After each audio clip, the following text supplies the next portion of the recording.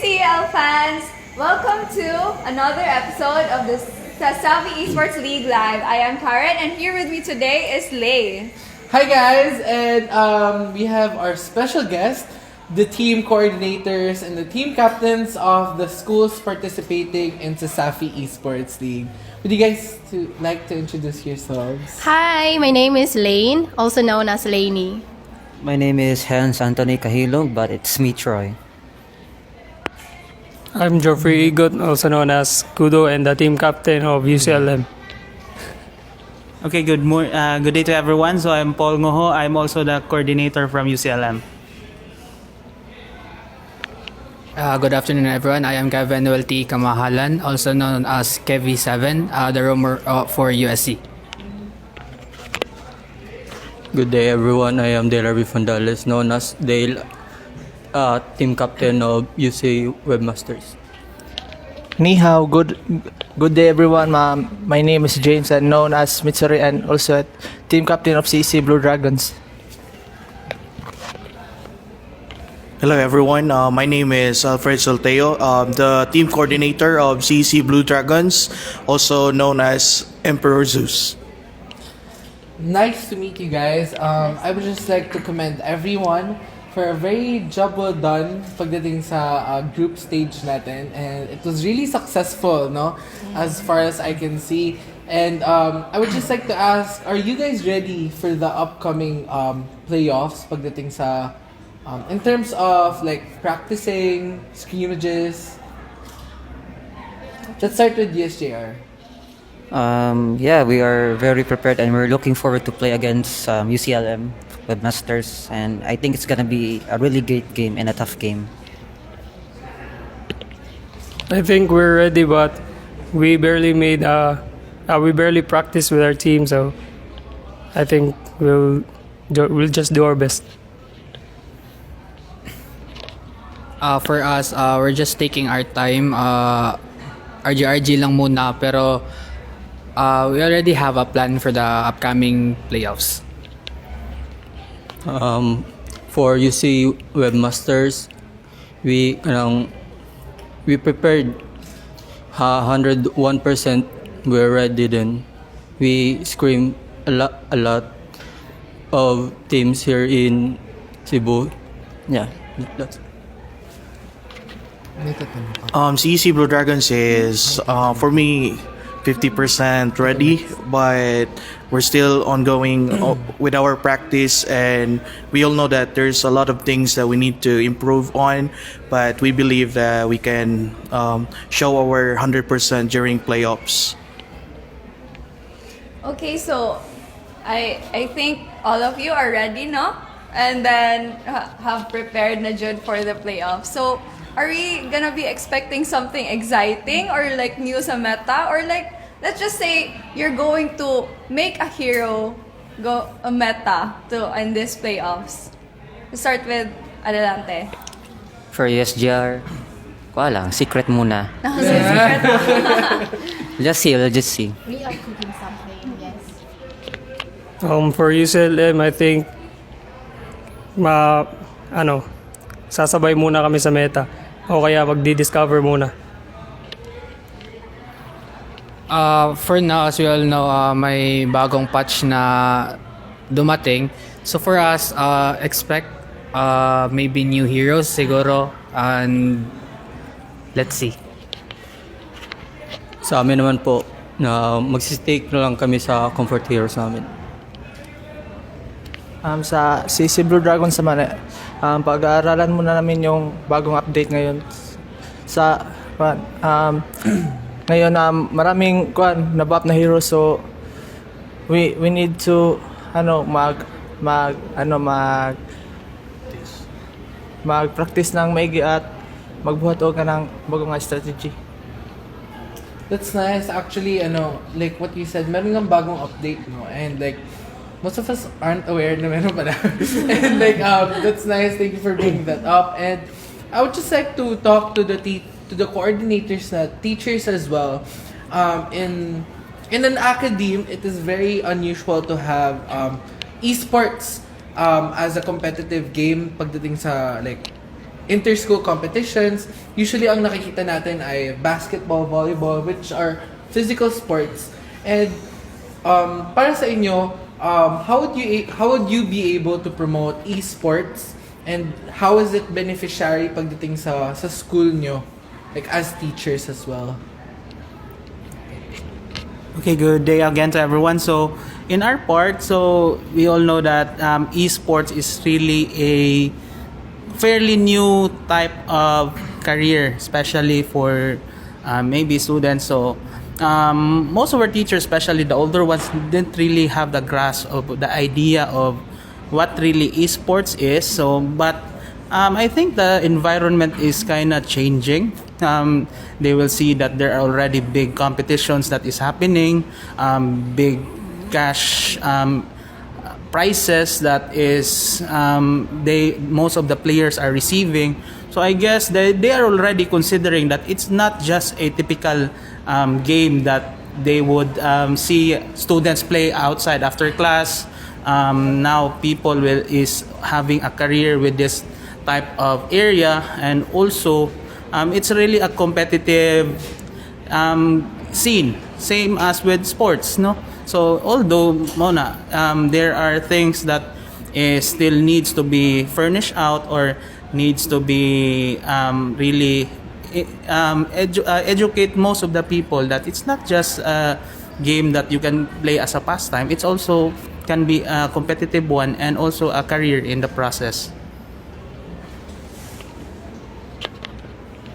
We all know that esports in the Philippines is growing, and we as a teacher, we encourage our students to have to show their skills. No, aside from academics, is they can also show their skills like basketball, and the same thing with esports. And esports can also help our young ones to be a leader, and also to be know how to like strategies to show their skills. Not everyone is good in physical activities. There are some students as well that is good in computers, good in games, and I think they need to change the fact that games can influence people, like makahimo siyang disadvantage sa mga students. But it depends if someone will guide them, no, like esports, like CESAFI, or like school. Esports can help them to know how to balance their academics and school.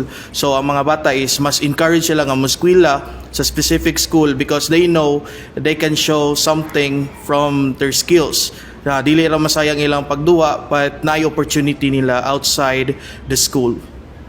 That's very well said, and actually nakakakilig siya para sa part namin na students, and it's so nice na there are schools that are very adaptive to a new concept of sport and to a new concept of intelligence. And I would just like to ask yung mga students here na what are your feelings na there are teachers who are adaptive pagdating sa like progress ng mundo and like progress when it comes to sports, like they would like allow things such as like this na alam mo to grow and fonder into the sports industry? For me, personally, I am really happy whenever I find a professor that is really adaptive and very open to esports. Kasi I felt like I felt like I am accepted. I felt like we are actually accepted. Kasi again, not all teachers or professors are really open to esports because just like what Sir said a while ago, that not everyone has the grasp of what is esports really. Whenever I come across with the professors that who actually share the same passion as mine, I feel like I am so happy. I feel like I can open up myself. I can share my experiences and as well as ask advice from them. Kasi I actually tried asking an advice from a certain person that is really open, and I felt like it's actually a good advice coming from him. It's because he knew the experience. Kasi yung in-advise niya sa akin is like based on his experience also. He has the experience from esports. So, yung mga hardships namin as a student as well. And as for me, also na coordinator din ng USJR. It feels like very overwhelming at the same time. Parang nako-content ka kasi ayun, may mga people pa or may mga teacher, professor pa na very open to you and very open to esports. And then hindi sila the same as the others na parang itatakwil ka nila kasi nga they really don't want esports because they felt like esports is addictive enough na baka hindi na daw mag-focus yung mga students in studying. They'll just like play and play, hindi na nagsa-study kasi ayun nga, in our school we really aim for quality learning. That's why it's not really open yet, but we are actually trying. That's why at the same time, in order for us to prove that gaming is also good, we always make sure that we also balance our academics as well. Ayun lang. Actually, thank you so much for everything that you guys have said. Actually, dito sa CESAFI Esports League, we lahat naman tayo, like, nandito tayo because of academics, right? Like, lahat tayo, we are all bound by our schools, kaya tayo nandito lahat. And, you know, it's very inspiring to other aspiring esports players as well. Na, alam mo yun, there are teachers who are really open when it comes to esports, and there are also students who are trying their best to make a name and to prove that it is an actual sport and it is something that is also competitive. So, for the last question and to conclude everything, anong masasabi niyo sa aspiring esports players na gusto maging katulad niyo at gusto like maging sa spot niyo ngayon?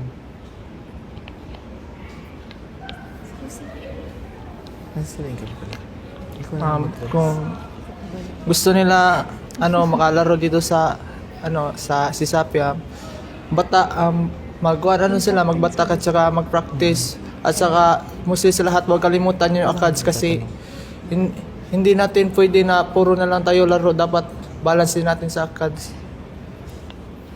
Para naman sa akin po, kailangan magbatak din. Kailangan pag may skills na kayo, sabayin din nyo na attitude kasi mas maganda kasi pag may skills ka pa at may attitude.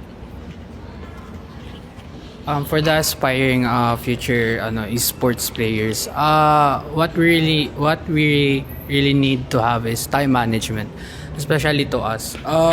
Especially USC is a well-known academically inclined school.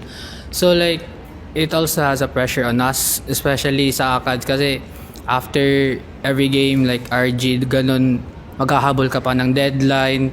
Tas minsan late na. So like you really need to have a time management kasi yun talaga yung yung priority. Hindi mo pwedeng kalimutan yung ACADS for your game at hindi mo rin pwede kalimutan yung game mo para din sa ACADS. So you really need to have a well balanced time for the both activity. Para naman sa akin, I think sinabi na nila, tas para sa mga aspiring na esports player kagaya namin ay practice lang ng practice talaga. Okay, so that concludes our interview for today. Thank you, coordinator, team captain, and teachers for that wonderful inputs. Thank you also for giving us a glimpse of of a perspective of a teacher and a student when it comes to esports. It's really meaningful for us hosts, for all the viewers, and for the players as well. Like marinig yung mga side nyo at saka marinig yung mga points nyo. Thank you so much everyone. This is Tay and this is Karen. Thank you so much for watching. Bye-bye!